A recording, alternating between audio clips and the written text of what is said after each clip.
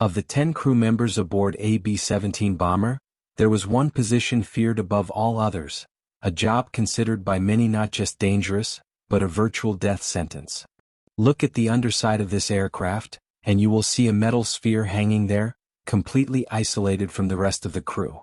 This is where the ball turret gunner spent his mission, confined in a cramped space only 1.2 meters in diameter, braving freezing temperatures that could plummet to minus 45 degrees Celsius. To fit inside, a gunner had to curl up into an extreme fetal position, with his back against the hatch door and his knees pressed against his chest, aiming 2 heavy machine guns from between his own legs.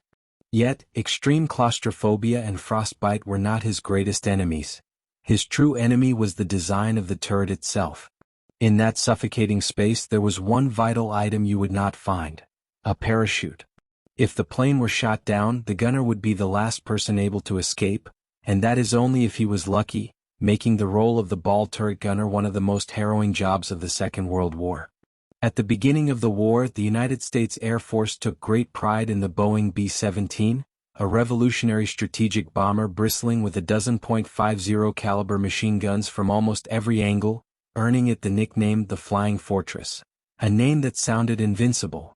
Unfortunately, that name masked a bitter truth, for the Fortress had a fundamental design flaw: a completely undefended belly.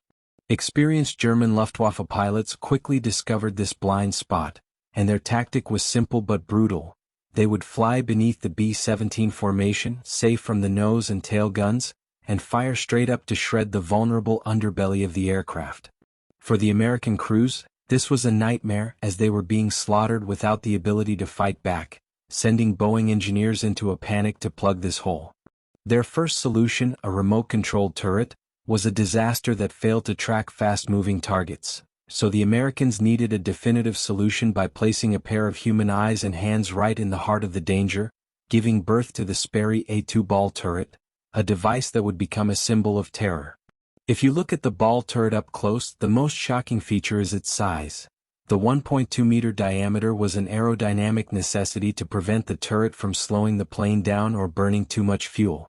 Consequently, this job was exclusively assigned to the men with the smallest physical stature in the squadron, yet even for the smallest soldier, entering the turret was torture.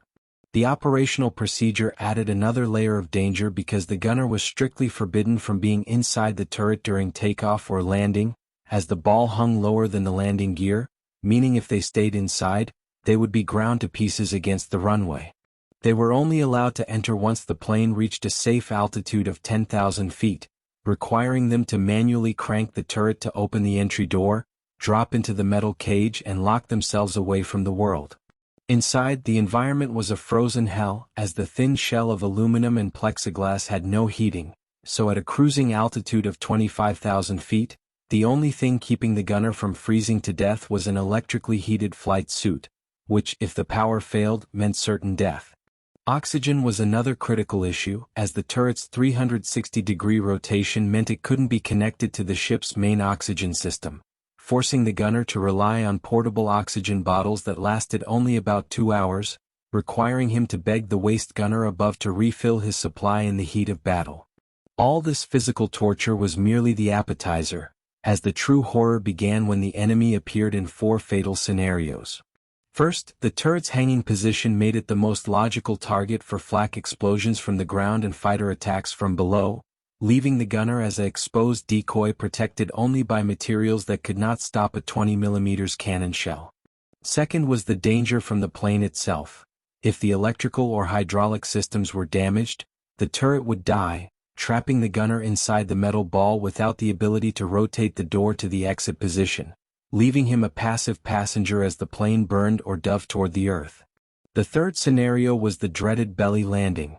If the landing gear failed, the pilot had to land on the fuselage, a death sentence for the ball turret gunner, as the hanging sphere would be the first thing to impact the ground, crushing the occupant instantly. The fourth scenario was the parachute problem. Because there was absolutely no room for a parachute inside the ball, it had to be stored in the cabin above, so if the bailout alarm rang, the gunner had to remain conscious, rotate the turret to a precise exit position, open the hatch against G-forces, climb into a smoke-filled cabin, find his parachute, clip it on, and only then jump. An impossible sequence that often made the evacuation alarm a final verdict. These statistics and technical scenarios were not abstract numbers, but a reality faced by real men, exemplified by two extreme stories. The first is the tale of sheer will by Sergeant Maynard "Snuffy" Smith in 1943, when his plane was shattered and burning. Instead of bailing out like three of his panicked crewmates, he stayed behind for 90 minutes, fighting fires alone, treating a wounded tail gunner, and running between waist guns to fight off enemy fighters until the plane landed safely, an act of heroism that earned him the Medal of Honor.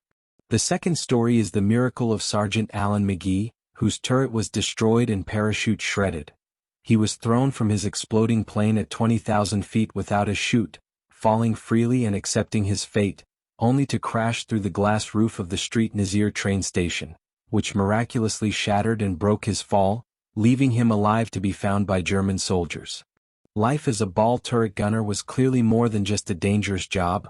It was a unique form of psychological and physical torture where men fought against the enemy, against the machine that imprisoned them, and against the probability that seemed determined to kill them, proving that the thousands of unnamed gunners were brave soldiers who knowingly agreed to fly inside their own coffins.